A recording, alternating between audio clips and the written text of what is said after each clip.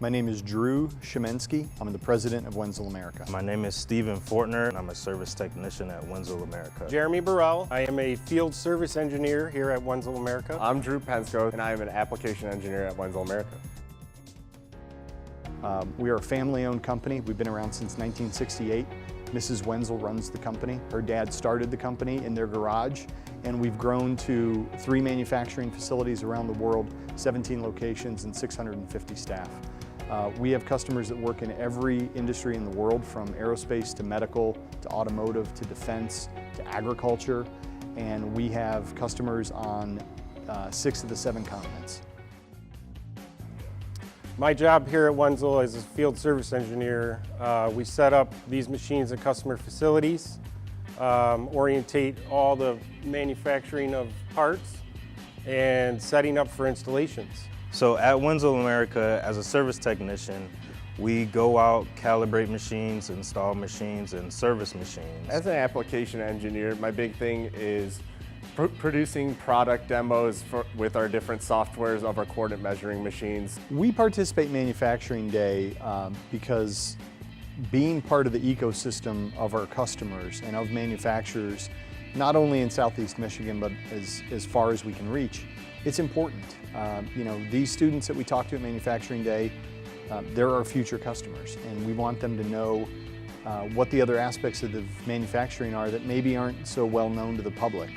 You know, metrology and quality inspection is not the first thing people think of when they think about manufacturing, but it's an important part, and so we'd like to try to shed some light on that.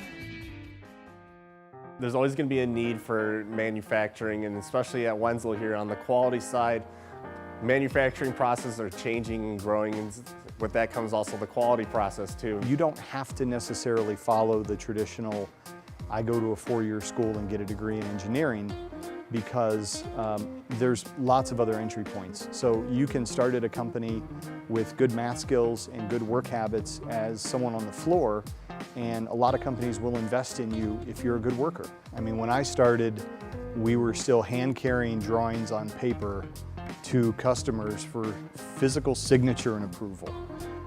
CAD was relatively new. So now everything is done from my phone. We look at our customers differently. So customer used to mean the person at the end of the process who buys the product, and now it can mean the person standing next to you. So if I'm making the first operation on a part, the next person who receives that part to do their job is my customer. And having empathy for your customers and looking to make their job easier and more efficient is really the shift that's happened. And that's really a soft skill that you have, is you have to look at people around you, colleagues, peers, vendors, as how can I help you, how can we help each other, and how do we collaborate to be successful? Some of the main skills that I would look for is somebody that likes to be hands-on, especially on the engineer side here with building machines.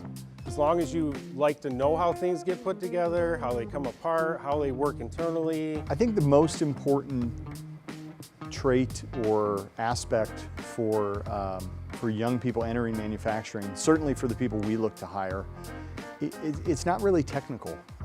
Technical aptitude is one thing, to be able to learn and to have an interest in the technical subjects. We can teach you then what we need you to know. But if you're not curious, then you're not going to be a good problem solver, and you're not going to be invested in helping the customer solve their problems. And that's really what we look for, is that curiosity. In the CMM world, attention to detail is everything. If you have an eye for detail and you have an eye for that, that's going to be a great skill set, and problem solving too, because you're going to be obtaining all these measurements, calculation. So and some math skills are there. Some trigonometry is really good, but the big thing is always having good problem solving skills is going to get you very far in manufacturing. So there's a lot of different entry points, and there isn't just one way to get in anymore.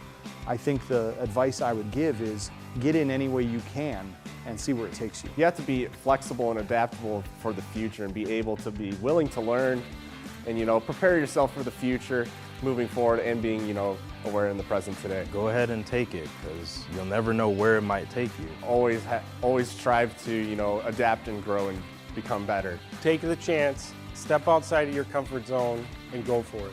You know, even learn from your failures and mistakes. That's always going to take you further, because in manufacturing, you're going to make a mistake somewhere, and it's how do I learn from that mistake and move on forward, and how do I not make that mistake again? Make yourself a LinkedIn page. Make yourself able to be found in a professional way, so that when you reach out to companies like Wenzel or someone else, they can Google you and see something that relates to your studies, to what your passions are, and what you want to accomplish with entering the job market.